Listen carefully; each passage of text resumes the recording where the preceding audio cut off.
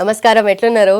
చాలా బాగున్నాను. అందరికి క్షణార్థి. అయితే మన తెలంగాణలో ఆట పాట మాట, మన తెలంగాణ సంస్కృతి సాంప్రదాయం అన్నీ కూడా కళ రూపంలో ముందు తరాలకి వెళ్తున్నాయి. ఇప్పుడైతే బోనాలు కూడా జరుగుతున్నాయి కాబట్టి మీరు ఒగ్గు కథ రూపంలో అండ్ ఒగ్గు కథను ఉపయోగిస్తూ బోనాలకి సంబంధించిన విషయాలు మాకు తెలియజేయాలి. అండ్ ముఖ్యంగా బోనాలు ఎలా స్టార్ట్ అయ్యాయి అండ్ దాని స్పెషాలిటీ ఏంటి, ముందుగా దాని గురించి మాట్లాడదాం.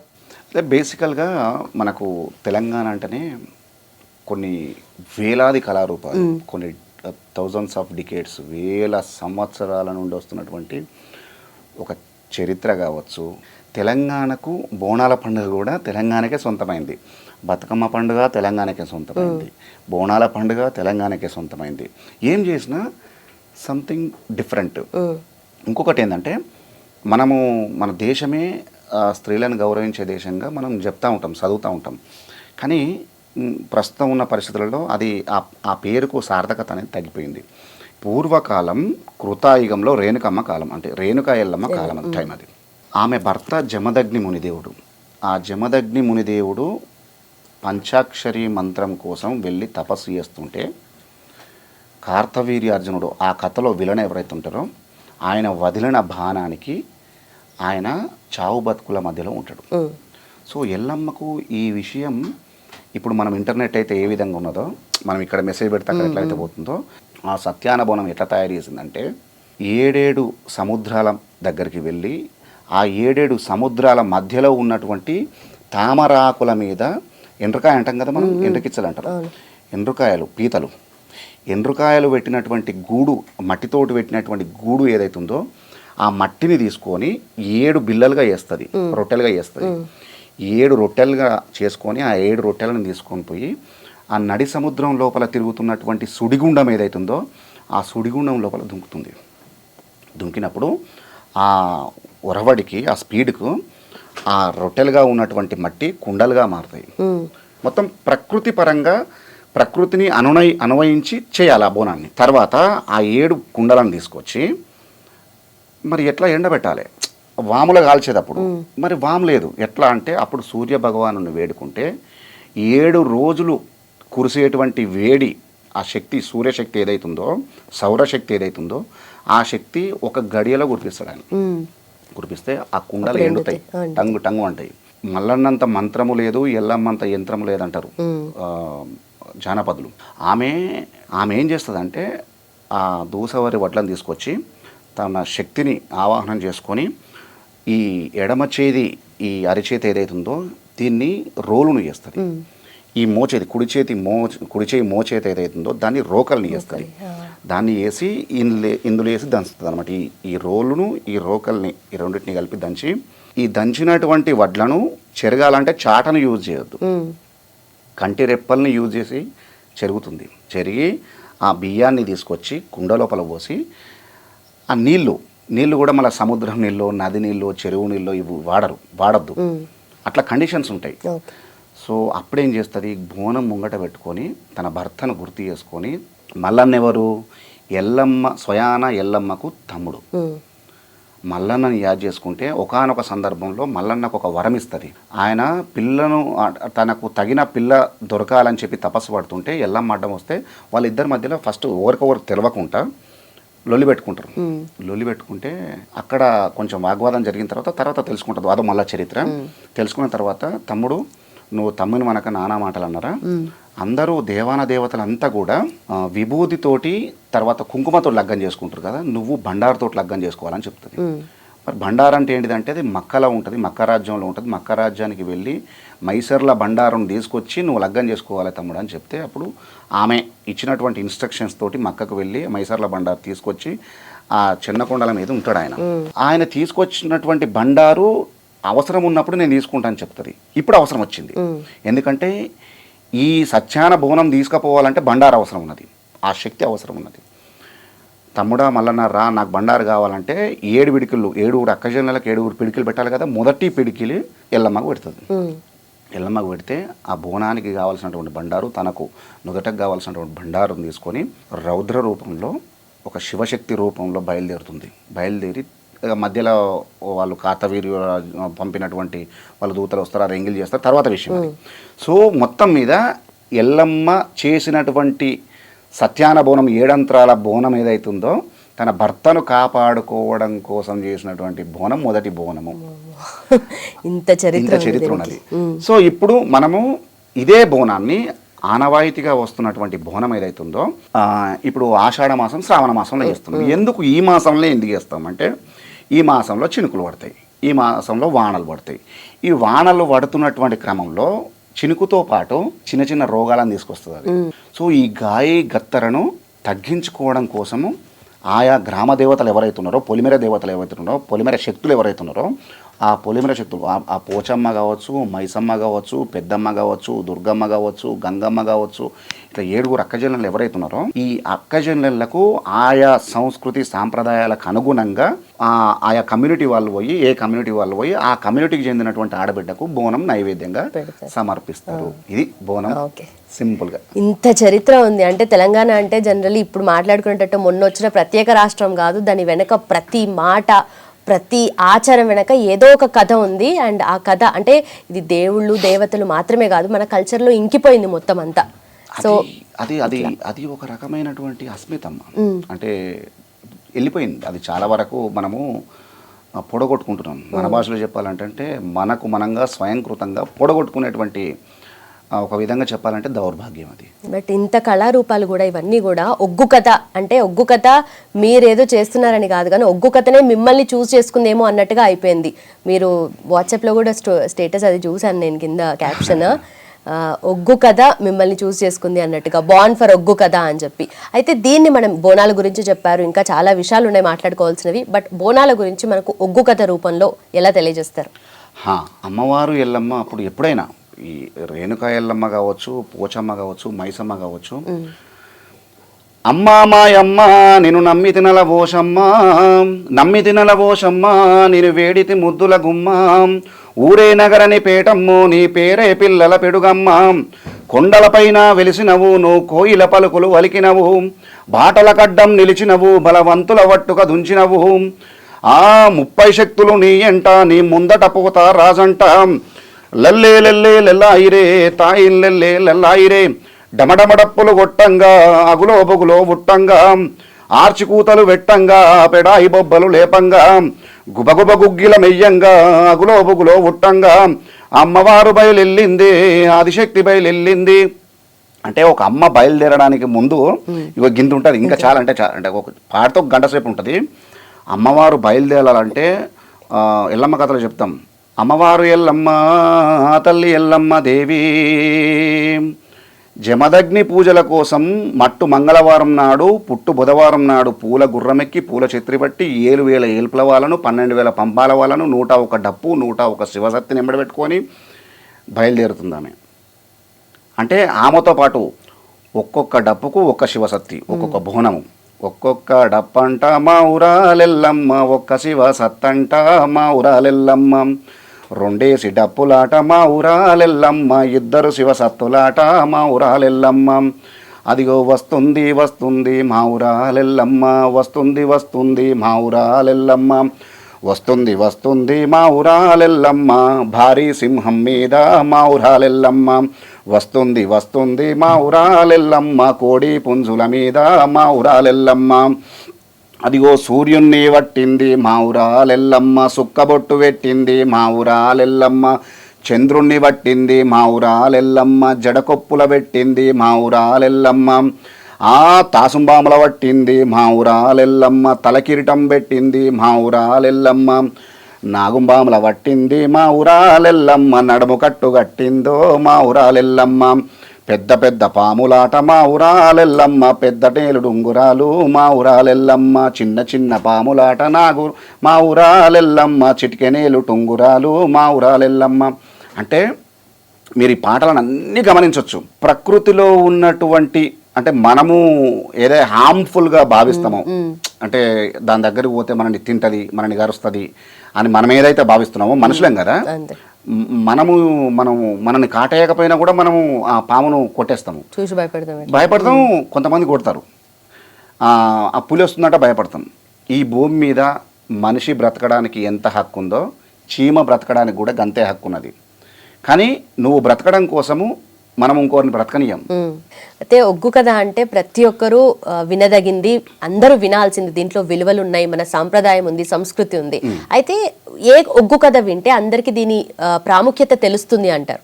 ఒగ్గు కథ ఏమైనా జరుగుతుంది అనుకోమ్మా, నేను మీ అందరికి చెప్తున్నా, మన కెమెరా బ్రదర్లకు చెప్తున్నాను, అందరికి చెప్తున్నాను, మీకు కూడా అందరికి చెప్తున్నాను. ఏమన్నా ఒగ్గు కథ జరిగితే మీరు ఒక గంట సేపు ఓపిక చేసుకుని ఒగ్గు కథ వినండి. మల్లన్న కథ ఒక్కసారి వింటే మీ అన్నదమ్ములతో లొల్లి పెట్టుకోవు. నిజమమ్మా, మీ అన్నదమ్ములతో లొల్లి అనేది విలువలు తెలియజేసేది. ఎల్లమ్మ కథ ఒక్కసారి గనక వింటే మన కన్న తల్లిదండ్రుల పాదాలను చేతిలోకి తీసుకొని కంటికి అద్దుకుంటాం. ఒక్కసారి కూడా కన్న తల్లిదండ్రులను కనీసం దూషణ కాదు కదా, పల్లెత్తు మాటను అల్టిమేట్గా నీకు తెలియకుండానే నీ కళ్ళ నుండి నీళ్లు ధారాళంగా పోతాయి. తుడుచుకొని నీ తువాల కూడా పచ్చి అయిపోతుంది. అంత బ్రహ్మాండంగా ఏడిపిస్తారు. ఏడిపించిన వాళ్ళు ఊపుకుంటారా, విత్ ఇన్ సెకండ్స్లో ఎలియనేషన్ థియరీ, ఆధ్యాత్మిక విచిత్తి అంటారు కదా, వెంటనే నవ్విస్తారు. ఆ నవ్వడానికి కూడా మళ్ళీ నువ్వు కళ్ళపడి నీళ్ళు గారాల్సింది, అంత బ్రహ్మాండంగా నవ్విస్తావు. దట్ ఈస్ ఒగ్గు కథ. అలాగే మీరు డమరుకం లాగుంది, అది దాన్ని ఒగ్గు అంటారు కదా. అమ్మా, ఇది మేము అత్యంత పవిత్రంగా భావించేటువంటి శివుని చేతిలో ఉన్నప్పుడు ఇది డమరుకం. శివుని చేతిలో ఉన్నప్పుడు ఇది డమరుకం. శివుని చేతిలో ఉన్నదంటే ముందుగా ఇది శివుని చేతిలో లేదమ్మా, ముందుగా అమ్మ చేతిలో ఉన్నది. అమ్మ చేతిలో ఉన్నప్పుడు అర్ధనారీశ్వరుడుగా అవతారం ఎత్తినప్పుడు అమ్మ చేతిలో ఉన్నటువంటి డమరుకము వాద్యం ఏదైతే ఉందో శివుని చేతులకు వచ్చింది. ఇది సృష్టిలోనే మొట్టమొదటి వాద్యం ఏదైతే ఉన్నదో అంటే అది డమరుకం. డమరుకము మల్లన్న అవతారము, శివుడి అంశగా మల్లన్న అవతారము ఎత్తినప్పుడు తనకు కొన్ని కోరుకుంటాడు. ఆ కోరుకున్నటువంటి దానిలో ఈ డమరుకం కూడా ఉన్నది. ఈ డమరుకం మల్లన్న చేతికి వచ్చేసరికి ఇది ఒగ్గుగా మారింది, ఒగ్గు జగ్గుగా మారింది. ఇప్పుడు తెలంగాణ భాషలో ఎందుకు ఒగ్గు పూజారులు అయ్యారంటే ఈ డమరుకాన్ని వాళ్ళ చేతులకు తీసుకొని డమరుకాన్ని మురోగిస్తూ మల్లన్న ఇలవేల్పు, ఇలవేల్పు మల్లన్న కథ కావచ్చు, బీరప్ప కథ కావచ్చు, ఈ కథలను చెప్తున్నారు కాబట్టి ఒగ్గుతోటి చెప్పే కథను ఒగ్గు కథ అయింది. ఒగ్గుతోటి చెప్తున్నారు కాబట్టి ఆ పూజారులు ఒగ్గు పూజారులు అయ్యారు, ఒగ్గు కళాకారులు. అట్లా డమరుకం మోగిస్తే ఉద్భవించే శబ్దం ఓంకారం. ఇది శివుడికి కానీ మల్లన్నకు కానీ యావత్ శైవ సాంప్రదాయానికి అందరికీ, శైవునికే కాదు విష్ణువు కూడా చాలా, దీని నుండి ఉద్భవించేది మోగిస్తే, డమరుకం మోగిస్తే, ఒగ్గును మోగిస్తే ఉద్భవించేది ఓంకారం కాబట్టి, ఆ ఓంకారం ఉద్భవించేది డమరుకం కాబట్టి దానికి ఒగ్గు అని పేరు వచ్చింది. ఒగ్గు అది ఆ రకమైనటువంటి స్పిరిచువల్ వైబ్రేషన్స్ బయటకు వస్తాయి. నువ్వు డమరుక నాదాలలో శివుడు శివతాండవం చేసిండు, శివతాండవం డమరుకం నాదాలలోనే. అక్కడ అమ్మ, ఇక్కడ ఈయనే. ఆ అక్కడి నుండి వచ్చిందే శివతాండవము, శివతాండవం నుండి ఉద్భవించిందే మన వరంగల్ వేదిక నుండి బయటకు వచ్చింది పద్మశ్రీ మహానుభావుడు నటరాజ రామకృష్ణ గారు తయారు చేసిన పేరుని నాట్యం కూడా ఇక్కడ నుండి బయటకు వచ్చింది. అట్లా ఒకసారి మళ్ళా నన్ను చిన్నగా ప్రార్థిద్దాము, మీరు కూడా మంచిగా చెవులు పెట్టి వినండి.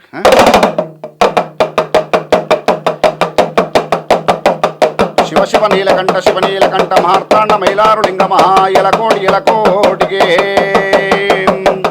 అయ్య సల్ల సల్లని వాడు రాజమల్లయ్యో సాయమై రావల మైలారుడా సల్లబండు వల్ల రాజమల్లయ్యో లింగమైన వస్త మైలారుడా లింగమైన వస్త రాజమల్లయ్యో నిత్యడుకుందో మైలారుడా చంగమైన వస్త రాజమల్లయ్యో తినబెడుకుందో మైలారుడం ఆరుడాయిలేను దేవుడవయ్యో సూర్యుడకు మురలే లింగామం పెదపనం గుల్లల్ల రాజమల్లయ్యో పేరణ దేవుడో మైలారుడం ఐలేని గుల్లల రాజమల్లయ్యో ఆనందపరడో మైలారుడం ఊరెల్లి గుల్లల రాజమల్లయ్యో కోలాట కాడో మైలారుడం ఓదల గుల్లల రాజమల్లయ్యో ఉయ్యారి కాడో మైలారుడం శివ శివ నీ పూజ రాజమల్లయ్యో సప్తగించే అల్ల మైలారుడం హరహర నీ పూజ రాజమల్లయ్యో హారతిచ్చే వేల మైలారుడం ఏదుల బండారు రాజమల్లయ్యో ఎగజమయ్య అల్లాయ మైలారుడం భక్తుల బండారు రాజమల్లయ్యో మునిగొడ జిమ్మేవు మైలారుడం పన్నుల బండారు రాజమల్లయ్యో పైజమయ్య అల్లాయ మైలారుడం పుట్టెడు బండారుతో రాజమల్లయ్యో పూజల ఏతో మైలారుడం.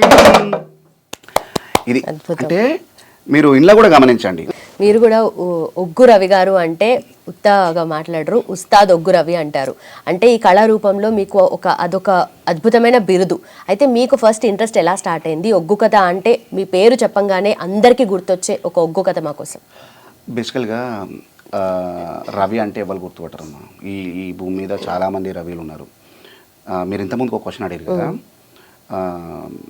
మిమ్మల్ని చూజ్ చేసుకుంది అని చెప్పి ఒగ్గు కథ. నేనేమంటా అంటే చాలామంది ఏమంటారంటే కోడి కూర్చుందిరా తెల్లారింది అంటారు.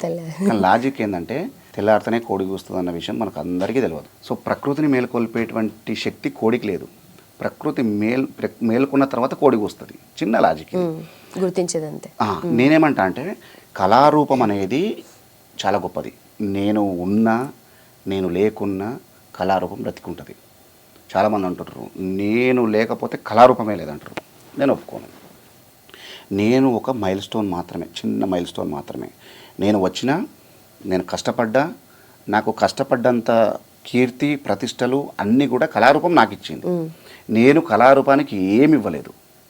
మీరు పెంపొందిస్తున్నారు కదా ఇప్పుడు పాతతరం వాళ్ళకి ఎవరికి తెలుసు. నేను అదే చెప్తున్నా. నా పక్కన ఒగ్గు ఉంటే నేను ఒగ్గు రవిననే తప్ప నేనేదో నేను చేయబట్టికే నేను పుట్ట ముందుకున్నది, నేను చనిపోయిన తర్వాత కూడా ఒగ్గు ఉంటుంది. కానీ మీరైతే నిజంగా అంటే ఒగ్గు కథనే నమ్ముకున్నారు, దాన్నే కళారూపకాన్నే చూస్ చేసుకొని బ్రతుకుతున్నారు. కానీ ఇప్పుడు మీ తాత ముత్తాతల నుండి మీకు వచ్చింది, మీ నుండి నెక్స్ట్ జనరేషన్కి ఇది క్యారీ ఫార్వర్డ్ అవుతుందా అంటే దానికి ఏం చెప్తారు? ఎందుకంటే మన కళ రూపాలు ఎప్పుడు కూడా దాన్ని రాయడమో లేదంటే ఏదో ఒక ఫామ్లో స్క్రిప్ట్ వైజ్ గానో ఎప్పుడు పొందుపరచలేదు. ఒకరి నుండి ఒకరికి అది క్యారీ ఫార్వర్డ్ అవుతుంది. మౌఖిక సాహిత్యం అంటే మీరు అడిగిన క్వశ్చన్ చాలా గొప్ప క్వశ్చన్ అమ్మా అది.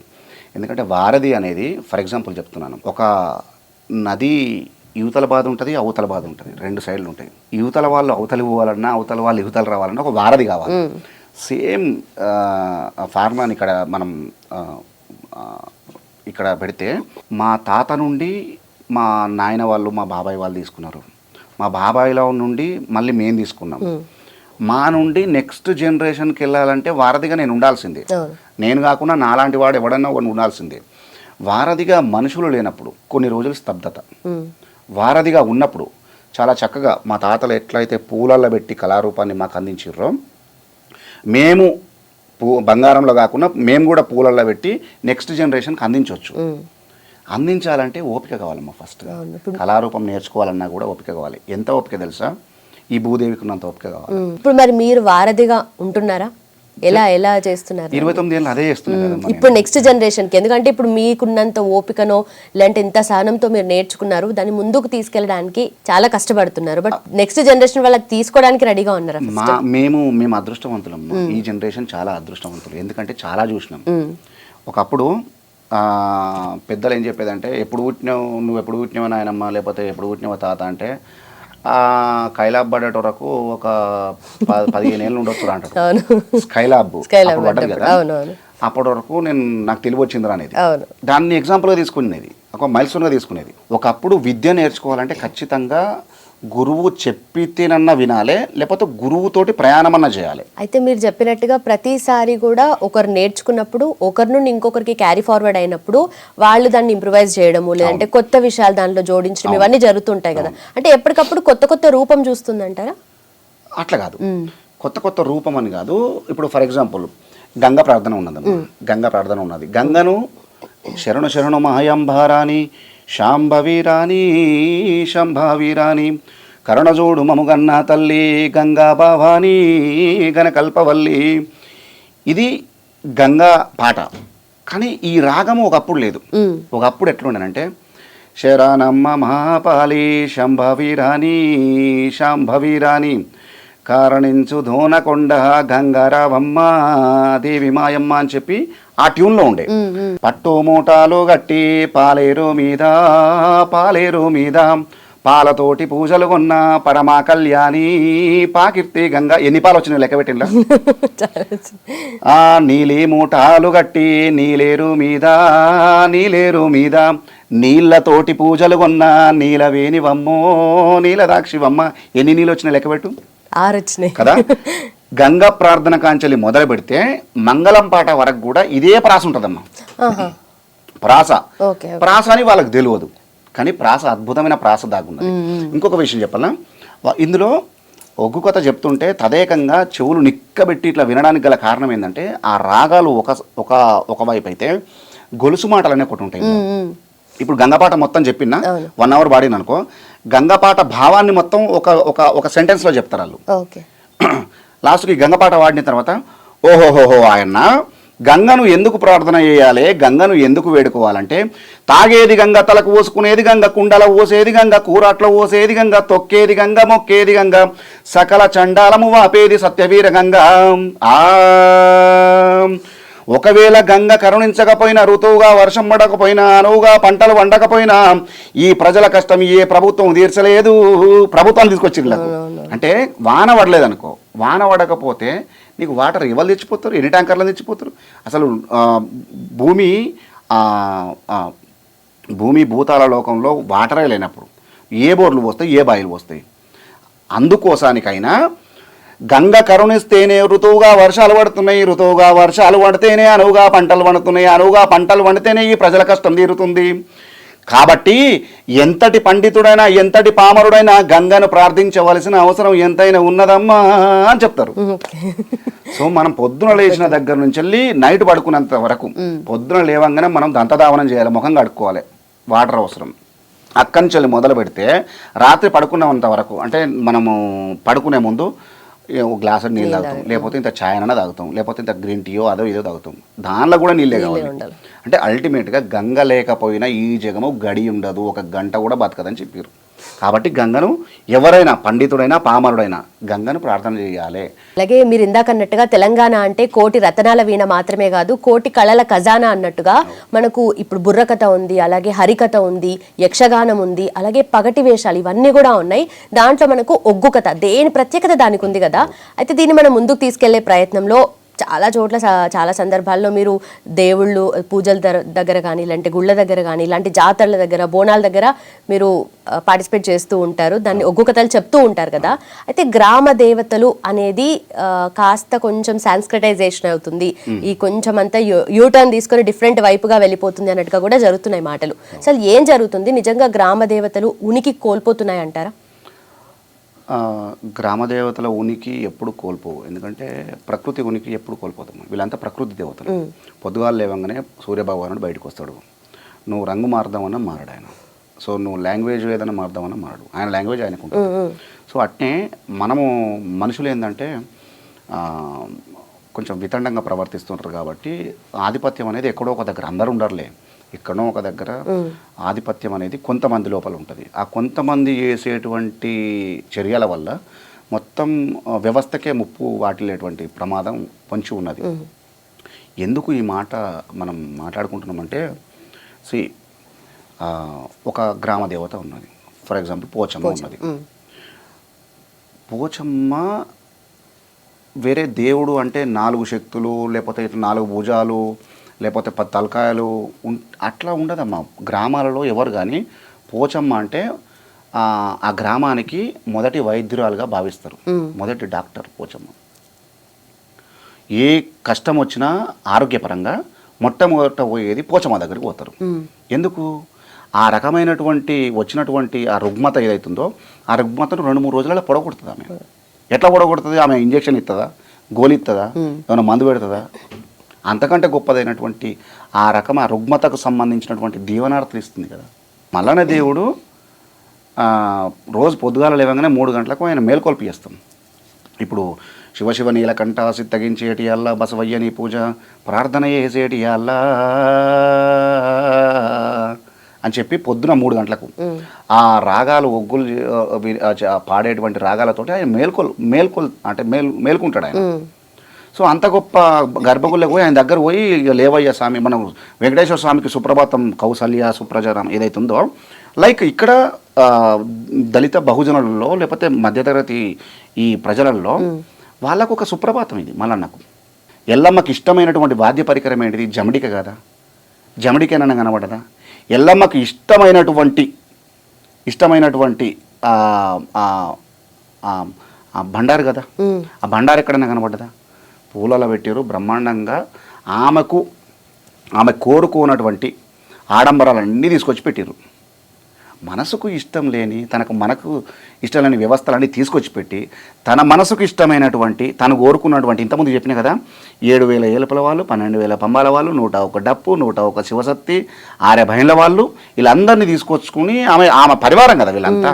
ఈ పరివారాన్ని అంతా మీరు బయటికి నెట్టేసి, సో ఎక్స్ట్రా ఇవన్నిటిని యాడ్ చేసి మీరు ఇప్పుడు శాస్త్ర ప్రకారం ఒక వేద మంత్రోచ్చారణ చేస్తారు ఫర్ ఎగ్జాంపుల్, ఆమెకి ఏమర్థమవుతుంది? సో ఆమెకు అర్థం కాంది ఆమె ఏ విధంగా మీకు దీవెనార్థులు పెడతారు. మీరేం చేయలేకపోతున్నారా? ఇప్పుడు ఎప్పటి నుండో ఉన్నారు కదా మీరు దీంట్లో, ఏం చేయలేకపోతున్నారా? ఏం అమ్మా ఇది నేనేమంటే ఇది ఒక ప్రభుత్వంలో ఉన్నటువంటి దేవాదాయ ధర్మాదాయ శాఖ చేసేటువంటి పని, ఇది డ్యూటీ. నేనేమంటే ఎల్లమ్మకు కలుశాఖ పెట్టాలి. కొత్తగా ఉంటుందని చెప్పి నువ్వు మంచి కాస్ట్లీ ఫారెన్ విస్కీ తీసుకొచ్చి ఎల్లమ్మకు పోతే నడతాయి. ఇది మనం చేస్తున్నటువంటి తప్పులు ఇవే అమ్మా. ఇవి మార్చుకుంటే బాగుంటుంది. బోరంచ పోచమ్మ గుడి ఉన్నది. బోరంచ పోచమ్మ కాడ ఆ పేర్లు కూడా మార్చేసారు. వాళ్ళు చెప్పేటప్పుడు కూడా పోచ మహాదేవి నామదేశ అని చదువుతారు. ఇప్పుడు మనము రెగ్యులర్గా మన ఇంట్లో అమ్మలాగా ఒక పెద్ద ఆడబిడ్డలాగా భావించుకున్నటువంటి పోచమ్మ తల్లి దగ్గర పోచవ దగ్గరికి పోయినాం అంటాం. ఎడికి పోయించారు అంటే పోచవ దగ్గరికి పోయినాం, మైసవ దగ్గరికి పోయినాం అంటాం, లేకపోతే మల్లన్న దగ్గరికి పోయింటాం. అన్న అవ్వ అమ్మ అని భావించుకునేటువంటి మనం పోచ మహాదేవి అంటే మనకు చాలా దూరం అయిపోయి పిలుచుకునే విధానంలోనే. సరే, ఇదంతా దేవుళ్ళ గురించి, దేవతల గురించి, పూజలు, గుళ్ళు కాదు, మన నేటివిటీ కూడా మిస్ అవుతుంది కదా ఇక్కడ. ఒక్కటి నేను ఇంకొక విషయం ఏం చెప్తాంటే, ఎప్పుడైతే నువ్వు ఆ సంబంధిత పూజారులను బయటికి అంటే లోపల రానియకుండా చేసి బయటికి పంపించినామో, వాళ్ళకు స్థానం లేకుండా చేసిర్రో, ఆ పూజారులు ఎప్పుడైతే బయటికి వెళ్ళిర్రో, ఇన్ని ఏళ్ళ కొన్ని థౌజండ్స్ ఆఫ్ డికేడ్స్ నుండి వచ్చినటువంటి సంస్కృతి, సాంప్రదాయం, అస్మిత, ఐడెంటిటీ ఇది ఏదైతుందో అంత వాళ్ళతోటే పోతుంది. ఉన్నది ఓడగొట్టుకొని లేని దానికోసం చేయి చాపుతున్నాం. ఇది ప్రాబ్లం. అమ్మ నా కొడుకుకు, నా బిడ్డకో లేకపోతే కొడుక్కో తల్లి అయింది, అమ్మవారు అయింది. అమ్మవారు తగ్గితే నీకు కోడి పిల్లని కోస్తాను మొక్కుకుంటాను, రైట్? కోడి పుంజుని తీసుకుపోయి ఆడ కోసుకొని సరే ఆమెకు కొంచెం అర్పితం చేసి తీసుకొస్తారు. ఇప్పుడు తల్లి అయితే కోడిపిల్లను కోసుకుందాం అనుకున్నటువంటి ఈ రోజులలో అక్కడ శ్రీచక్ర ప్రతిష్టాపనలు చేశారు. ఎక్కడైతే బలి జరిగే చోటున శ్రీచక్ర ప్రతిష్టాపన చేయాలనేటువంటి ఆలోచన ఏదైతుందో అదే మొదటగా తప్పు. శ్రీచక్రం గొప్పదమ్మా, రెస్పెక్ట్గా చాలా గొప్పది, మహిమాన్వితమైంది. నేను నమ్ముతా, నువ్వు నమ్మాల్సింది, అందరు నమ్మాల్సింది. కానీ ఎక్కడుండాలనో అక్కడ ఉండాలి. కానీ తీసుకొచ్చి పోచమ్మ దగ్గర పెడతా, బలులు జరిగే చోటన పెడతా. నేను ఇప్పుడు ఎల్లమ్మ దగ్గర పెట్టిర్రు. ఎల్లమ్మ దగ్గర ఇప్పటికీ నువ్వు శ్రీచక్రం పెట్టినావు, భక్తులంతా వచ్చి మేకపోతులు తీసుకొచ్చి ఆడ చూయించుకొని తీసుకొని పక్క పోయి కోసుకుంటారు. అంటే ఇప్పుడు శ్రీచక్రము బలంగా ఉన్నట్టేనాడా? శ్రీచక్రాన్ని ఎవరు అవమానిస్తున్నారు? ఇప్పుడు ఎవరు అవమానిస్తున్నట్టు? ఆ బలం లేకుండా చేస్తున్నది ఎవరు? రేపు పొద్దుగాల ఎల్లమ్మ సాంప్రదాయం ఏంటిది అంటే బుక్లో చదువురా అంటారు. మల్లన్న సాంప్రదాయం, పట్నం సాంప్రదాయం ఏంటారా, పుస్తకాలు చదువురా అంటారు. ఇప్పుడు నువ్వు అది కోల్పోయినావంటే, వీళ్ళు గుళ్ళు కోల్పోయారంటే వాళ్ళ జీవితం పోయినట్టే కదా. వాళ్ళ జీవితం పోయినట్టయితే ఈ ఒగ్గును తీసి చిలుకోయకో లేకపోతే అటుకు మీనో వేస్తారు. పని లేనప్పుడు ఏం చేస్తారు? అంతే.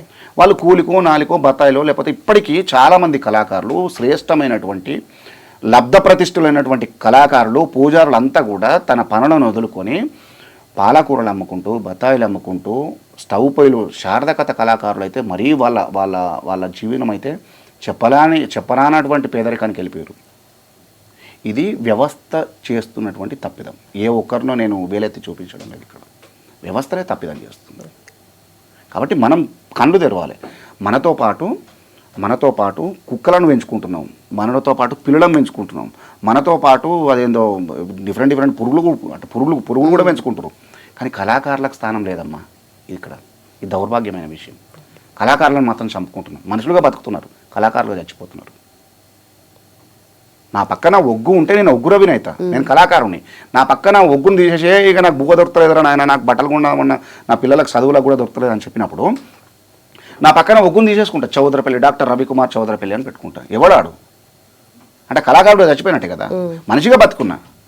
అందుకని చుక్కసత్తయ్య గారు ఏమని చెప్తారంటే, కళ బతకాలంటే కళాకారుడు బతకాలి, కళాకారుడు బతికితే కళ బతుకుతుంది. కళ బ్రతికితే ఈ సమాజంలో ఐడెంటిటీ, ఎవరెవరు, ఏ సాంప్రదాయ కళారూపాలు ఏంటి, ఇవన్నీ కూడా వాళ్ళు చెప్పగలుగుతారు. మంచి ఏంది, చెడేంది, గ్రామదేవతల ప్రార్థనలు చేస్తారు.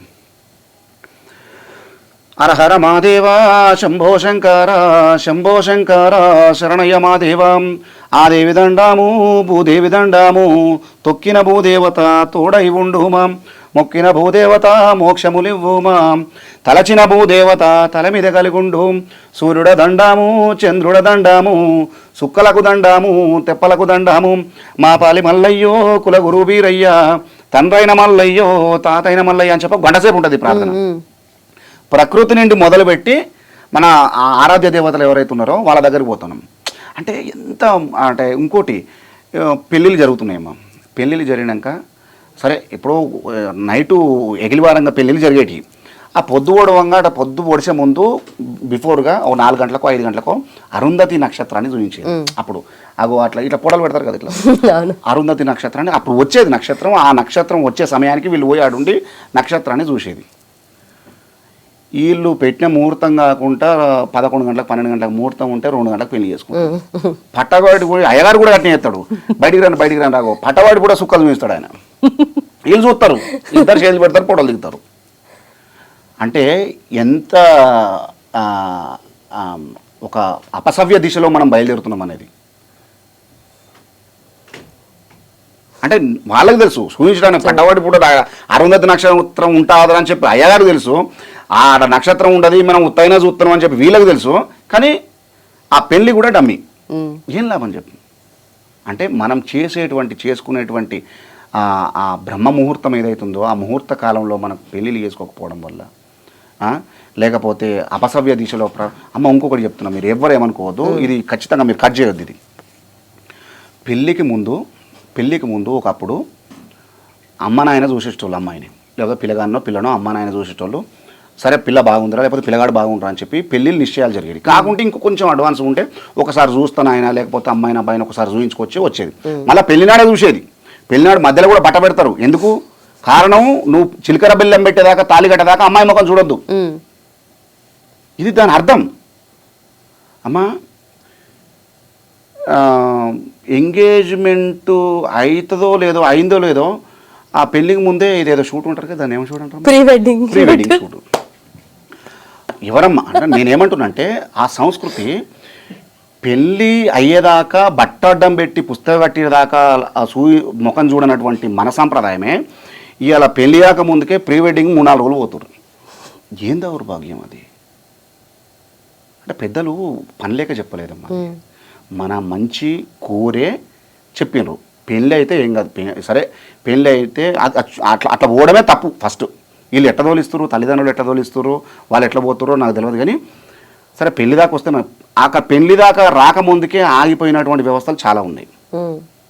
ప్రీ వెడ్డింగ్ షూట్ జరిగిన తర్వాత ఇప్పుడు ఎవరు నిందించాలి? తప్ప ఎవరు దనాలి? పిల్లలు దనాలనా, తల్లిదండ్రులు దనాలనా, ఎవరు దనాలి? ఇది మనం గమనించుకోవాలమ్మా. అంటే అపసవ్య దిశలో మనం తిరగవద్దు. కృతాయుగంలో రేణుకా ఎల్లమ్మ తల్లి కార్తవీర్య మహారాజు చేత శీలభంగానికి గురి కాబడ్డది. తత్కారణంగా ప్రయత్నం చేసిండు ఆయన. చేస్తే తత్కారణంగా ఒక్కడు చేసినటువంటి క్షత్రియ వంశంలో కార్తవీరుడు ఒక్కడు చేసినటువంటి తప్పుకు పరశురాముడు ఎదిగిన తర్వాత తన గండ్ర గొడ్డలి చేత క్షత్రియ వంశస్థులు ఎంతమంది ఉన్నారో కృతాయుగం అయిపోయి కొస వరకు కూడా ఎక్కడ క్షత్రియుడు ఉన్నా తెగ నరుకుంటూ వచ్చిండు. మళ్ళీ లాస్ట్కి ఎవరు మిగిలిరు? దశరథ మహారాజు ఒక్కరు మిగిలిండు. ఆయన అనంతరం వచ్చింది మళ్ళీ రాముడు, ఆ తర్వాత క్షత్రులు మళ్ళీ ఉన్నారు. అంటే ఒక్కడు చేసిన తప్పుకు స్త్రీల భంగం చేయాలనుకున్నప్పుడు ఒక గంత మోసం జరిగింది. తర్వాత కృతయుగం అయిపోయిన తర్వాత త్రేతాయుగంలో సీతమ్మను చెరబట్టడానికి రావణాసురుడు ప్రయత్నం చేసిండు. ఒక్కడు చేసిన తప్పిదమే కదా. రావణాసురుడు ఒక్కడు చేసిన తప్పిదానికి రావణాసుర యుద్ధం జరిగింది కదా. యుద్ధం జరిగి రాముని చేతిలో మొత్తం రావణాసురుని వంశం ఏదైతుందో సర్వసుందరమైనటువంటి ఆ లంకా రాజ్యం ఏదైతుందో రాజ్యం వినాశనం మొత్తం జరిగింది కదా. ఒక్క సీతమ్మను చెరబట్టబోయి. ఓకే. ద్వాపర యుగంలో నిండు సభ లోపల 100 మంది కౌరవులు ఉన్నటువంటి ప్లేస్లో ద్రౌపది ఒక్క ఆడబిడ్డను కొంగులాగిరాళ్ళు శీలభంగం చేయడానికి ప్రయత్నం చేశారు. తత్కారణంగా కురుక్షేత్రం వచ్చింది కదా. పంచపాండవుల చేతుల కుకసావు తెచ్చారు కదా. మొత్తం కౌరవ వంశం మొత్తం నాశనం అయిపోయింది కదా. ఇవాళ కలియుగంలో తెల్లారి లేస్తే అక్కడ శీలభంగం చేయడానికి ప్రయత్నం చేశారు. కానీ ఇలా పేపర్ చూద్దామంటే భయం, వణుకు పుడుతుంది. 6 ఏళ్ళ చిన్నారి మీద 5 ఏళ్ళ చిన్నారి మీద అఘాయిత్యాలు. ఏం దౌర్భాగ్యం, ఎటు పోతున్నాం మనం? అంటే ఏ దిశగా మనం, అంటే మన జ్ఞానం అంతా ఏమవుతుంది? మనము రాకెట్లు వేరే గ్రహం మీదకి పంపించేటువంటి మన జ్ఞానము ఒక ఆటో నమ్మి ఒక ఆటో ఆయన చేతిలో ఆటో ఎక్కించి ఒక్కదాన్ని పంపాలంటే భయపడుతున్నారు తల్లిదండ్రులు. ఇలా నిన్న గుజరాత్లో అక్కడెక్కడనో జరిగింది. ఒక ఆడపిల్ల ఒక కొండ మీదకి పోతే దుర్మార్గులు ఒక 7-8 మంది కలిసి అఘాయిత్యం చేసి చంపేసారు. దీనికి ప్రతి ఒక్క కర్మకు ఫలితం చెల్లించాల్సి ఉంటుంది కదా. ఒక రేణుకా ఎల్లమ్మ జరిగితేనే గంత పెద్ద కర్మ జరిగింది, ఒక సీతమ్మకి జరిగితేనే గంత పెద్ద కర్మ జరిగింది, ఒక ద్రౌపది జరిగితేనే గంత పెద్ద కర్మ జరిగింది. మరి ఇంతమంది ఆడబిడ్డల శోకానికి కారణభూతం కాదు, కారణమవుతున్నటువంటి ఈ వ్యవస్థలో మనము ప్రతి ప్రతి కర్మకు మనం చెల్లింపులు అనేది చేయాలి కదా. కాబట్టి స్త్రీ శోకం అనేది ఉండకూడదమ్మా. స్త్రీ శోకం ఉన్న చోట నువ్వెంత పచ్చటి మడిని తయారు చేయాలనుకున్నా కూడా అది ఎడారి అవుతుంది తప్ప ఆ పంట పొలాలుగా మారవు అవి. అది గుర్తుంచుకోవాలి. ఇప్పుడు అదే సందర్భంలో మనం మాట్లాడుతూ ఉన్నాం కాబట్టి బోనాలు కూడా వస్తున్నాయి, బోనాలు కూడా మనం చేసుకుంటున్నాం కాబట్టి బోనాలకి సంబంధించి అలాగే గ్రామ దేవతలను పూజించేలాగా మన ఇప్పుడు ఒగ్గు కథలో ఏమేమి ఉంటాయి అండ్ ఎలా మీరు కొలుస్తూ ఉంటారు అమ్మవారిని? పట్నాలమ్మ, పట్నాలు చాలా గొప్ప సాంప్రదాయం. కొన్ని వేల సంవత్సరాలుగా వస్తున్నటువంటి సనాతన సాంప్రదాయం అది. ఈ సాంప్రదాయము 5 కలర్లు, పంచరంగుల ముగ్గులు, అంటే పలకలు ఉంటాయి. ఆ పలకల చేత ఆ పట్నం వేసి ఆ పట్నం మీదకి మల్లన్న దేవుణ్ణి, బీరన్న దేవుణ్ణి లేకపోతే అమ్మవార్లను తీసుకొచ్చి ఆ పట్నం మీద పెట్టి బండారేయడము, అవన్నీ కూడా సత్సాంప్రదాయంగా కొన్ని వేల సంవత్సరాల నుండి వస్తున్నటువంటి సాంప్రదాయం. ఈ సాంప్రదాయం ఏదైతే ఉందో ఒగ్గు సాంప్రదాయం ఇంకా నిలబడి ఉండడానికి కారణం ఏంటంటే ఈ షెపర్డ్ కమ్యూనిటీ ఏదైతుందో గొల్ల కుర్మలు ఎవరైతున్నారో ముఖ్యంగా ఇళ్ళల్లో ఒక ఆడపిల్ల పెళ్లి చేయాలన్నా ఒక మగపిల్ల కానీ పెళ్లి చేయాలన్నా ఫస్ట్ పట్నం వేయాలి. లింక్ అనేది ఉంది అక్కడ. సో తన జీవితానికి లింకు అనేది వాళ్ళ జీవితానికే ఉన్నది కాబట్టి ఈ ఒగ్గు కళారూపం ఇంకా ప్రవర్ధమానంగా ప్రజ్వరిల్లుతుంది. లేకపోతే వాళ్ళ జీవితానికి కనుక లింకు లేకపోతే ఈ ఒగ్గు కళారూపం కూడా ఎప్పుడో కాలగర్భంలో ఉండిపోవు. చాలా కళారూపాలు ఇట్లా లింకు లేకపోవడం వల్ల, జీవితాలకు లింక్ లేకపోవడం వల్ల కొన్ని వదిలిపెట్టారు కొంతమంది. అంటే అభివృద్ధి చెందుతున్నాం అన్నటువంటి సాకుతోటి వాళ్ళు ఎందుకురా, మనకు వీళ్ళు ఉన్నారు కదా వీళ్ళని తీసుకొచ్చుకుందాం, వాళ్ళ ప్లేస్లో వీళ్ళు వస్తే కథం అయిపోయాయి. ఇన్ని రోజులు వచ్చినటువంటి ఆ సాంప్రదాయం సత్సాంప్రదాయం అంతా కాలగర్భంలో కలిసిపోయాయి. అందుకని నేను ఏమంటున్నానంటే తల్లిదండ్రులు వృద్ధులైనరని చెప్పి, తల్లిదండ్రులు అందంగా లేరని చెప్పి మనం తల్లిదండ్రులను మార్చుకోలేము కదమ్మా. తల్లిదండ్రులు ఒక్కరే ఉంటారు కదా. కళారూపం కూడా ఆయా కమ్యూనిటీకి ఒక్కొక్క కళారూపమే ఉంటుంది. ఎట్లా మార్చుకుంటాం? అయితే అప్పుడు మీరు పాడే ఆ ఒగ్గు కథ మా కోసం ఒకటి.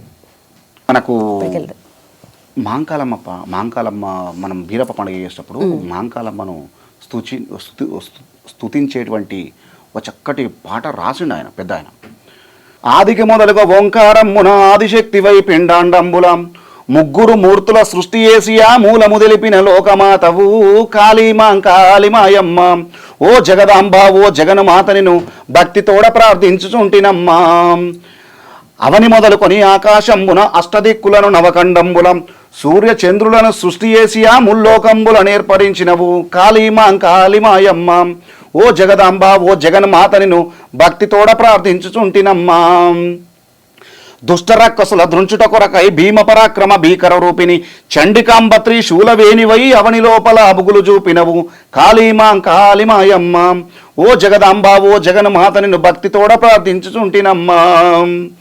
వస్త్రయుగ్మ యజ్ఞోపవీతములు పట్టుమూట జరుతారు వస్త్రములు సల్వటద్దముల సన్నపురవికలు కనకదుర్గని కానుకలువిగో కాళీమాయమ్మ ఓ జగదాంబ ఓ జగన్మాతనిను భక్తితోడ ప్రార్థించుచుంటినమ్మా.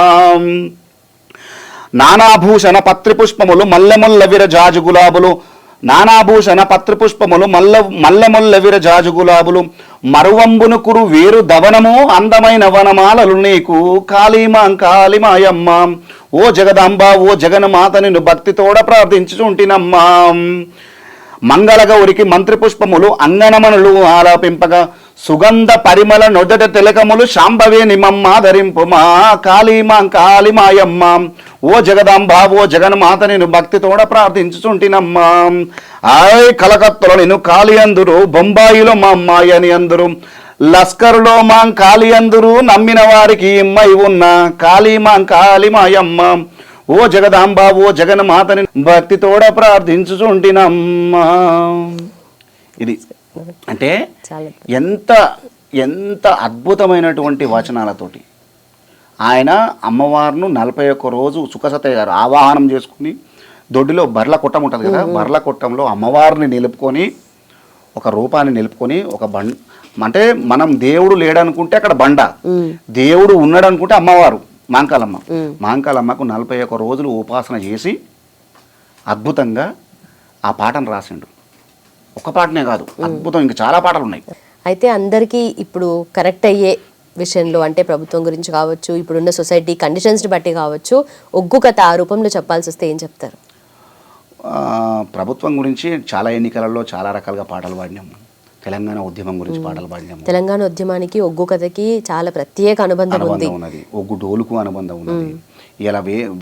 ఇవాళ ఉన్నటువంటి నాయకులు వేదికలు ఎక్కి మాట్లాడిరంటే ఆ జన సమీకరణ అంతా చేయగలిగింది వీళ్ళు కదా. ఒగ్గు కళాకారులు కావచ్చు, డప్పు కళాకారులు కావచ్చు, జండిక కళాకారులు కావచ్చు, ఈ వాద్య పరికరాలను మోగించుకుంటూ ఆ కళాకారులు బయటకు వచ్చిర్రు, ఉద్యమంలో నేరుగా పాల్గొన్నారు కాబట్టినే కదా ఇవాళ ఉన్న నాయకులందరూ కూడా వేదికలకి మాట్లాడగలిగారు. కానీ బిహైండ్ ద స్క్రీన్ వెనుక ఉన్నటువంటి వీళ్ళ కష్టాన్ని మర్చిపోవద్దు. ఫైనల్లీ మా అందరి కోసం ఒక ఒగ్గు కథ అందరికీ యూజ్ అయ్యేది, ఎందుకంటే ఆ మాట పాట దాంట్లో ఒక నెరేటివ్ స్టైల్ ఉంటుంది, అందరికీ తెలియజేసే ఒక కథ ఉంటుంది. ఆ రూపంలో ఏం చెప్పాలి? రైట్. ఇప్పుడు అమ్మవారి రూపం గురించి వర్ణిస్తారు ఒగ్గు కళాకారులు. బీరప్ప దేవుడు మాంకాలమ్మ మేడ దగ్గరకు వచ్చి అక్కా మాంకాలని కూతలు పెడతాడు. తమ్ముడి మాటలు విన్నటువంటి అక్క 7 ఏళ్ల నాడు సబలక్ష మంద కాపలు పోయిన నా తమ్మునికి ఏమి ఆపద కలిగిందని చెప్పి అమ్మవారు మాంకాలమ్మ ఎడమన 7 మంది, కుడిన 7 మంది, 7 14 మంది దాసి కన్యలు విలయ వింధ్యామనులు చేస్తున్నారు. అమ్మవారి రూపం ఎట్లుందంటే 20 చేతుల వీర మాంకాలి, 12 చేతుల పాకీర్తి మాంకాలి, పోసిన కాసి పురి విప్పలేదు, 4 భుజములు శంఖము చక్రము గదావన మాల పద్మము ధరించిన మాంకాలమ్మ 7 మేడల్ల ఎండి మేడల్ల టుంగుటుయ్యాల మీద కూర్చొని ఉన్నది. ఎడవన 7 మంది, కుడిన 7 మంది, 7 14 మంది దాసి కన్యలు విలయ వింధ్యామనులు చేస్తూ ఉన్నారట అని చెప్పి అమ్మవారి రూపం.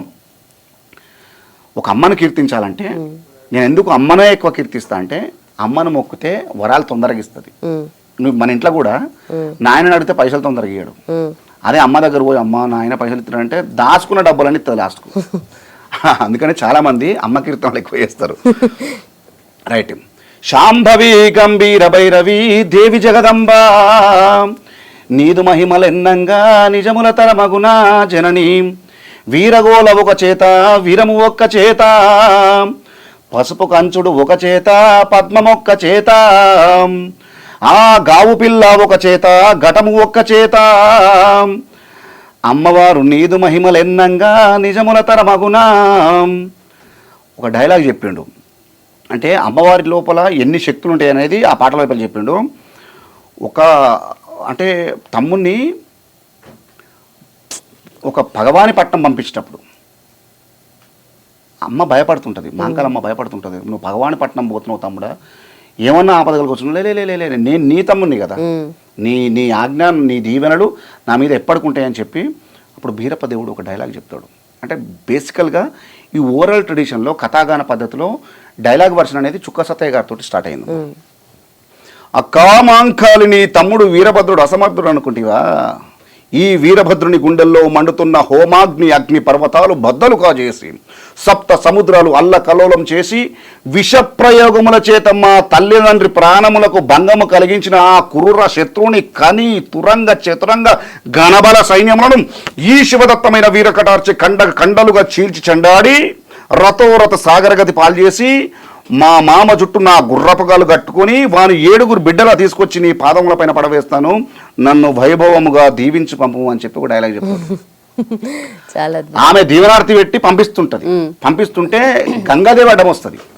ఈయన వెళ్తున్నటువంటి ఆ స్పీడ్కు ఆ గంగాదేవిని చెప్పినా కదా ఇంతమందుకు, మనం ప్రకృతిని ఏం చేసినా కూడా నువ్వు స్టేజ్ ఎక్కుతున్నావు అనుకో, ఫర్ ఎగ్జాంపుల్ మీరున్నారు, మీరందరూ ఆ అన్న కెమెరా చేస్తున్నాడు, ఈ అన్న కెమెరా చేస్తున్నాడు, మీరు యాంకరింగ్ చేస్తున్నారు, మీరిడికి వచ్చేటప్పుడు కూడా ఈ స్టూడియోలోకి అడుగు పెట్టేటప్పుడు కూడా మనసు నుండా స్మరించుకొని ఈ ఈ ఈ అమ్మకు దండం పెట్టి వస్తే ఇయ్యాల అనుకున్నంత పేరు రాకపోయినా వస్తుంది, మ్యాక్సిమం వస్తుంది.